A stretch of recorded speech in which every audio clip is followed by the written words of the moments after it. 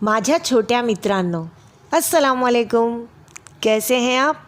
बारिश का मज़ा ले रहे हैं?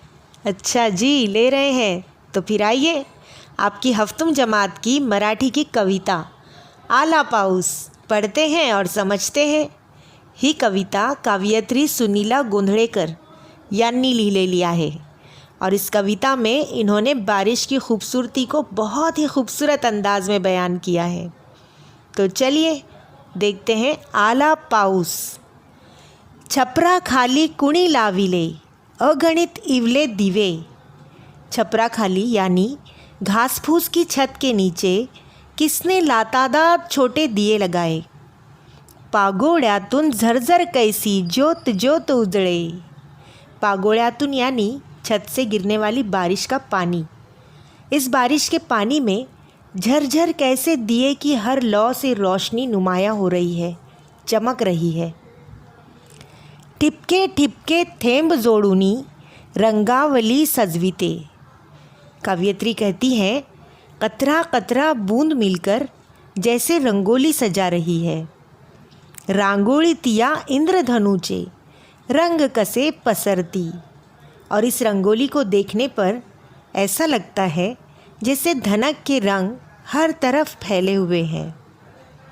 मखमल हिरव्या दाट तरांची मध्येच पांघरलेली।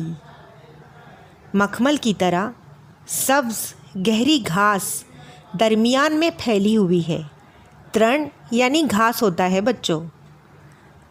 तृणपुष्पांची नाजुक पखरण नक्शीदार सजलेली।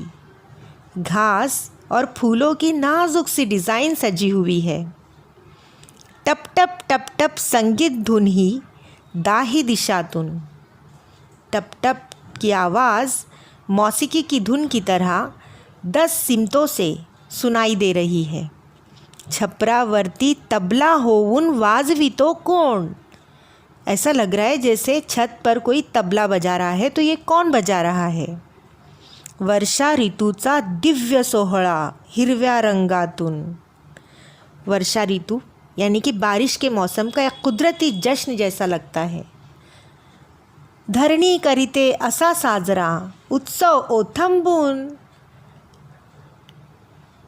तो शायरा कहती हैं, कवियत्री कहती हैं कि जो बारिश के मौसम का ये कुदरती जश्न है जिससे हर तरफ हरियाली छाई होती है, और इस जश्न को हमारी ज़मीन बहुत ओथंबुन यानी जोश के साथ मनाती है ना। कितनी खूबसूरत कविता। और बिल्कुल बारिश के मौसम में हर तरफ हरियाली छाई होती है, फूल उगते हैं, कितना मज़ा आता है। तो आप इसे गुनगुनाइएगा ज़रूर अपनी धुन में। लेकिन उससे पहले हमें ये जानना है कि ये कविता आपको कितनी अच्छी तरह से समझी या नहीं। तो चलते हैं हमारे प्रश्न उत्तर की तरफ। और स्क्रीन पे आपके सामने ये रहे प्रश्न। पहला प्रश्न है, अगणित दिवे कुठे लागले आहेत? तो बताइए। छपरा खाली। दूसरा सवाल है, रंगावली कशी सजली आहे? ठिपके ठिपके थेंब जोडोनी। तीसरा, धरणीने कशाची मखमल पांघरलेली आहे? तृणाची।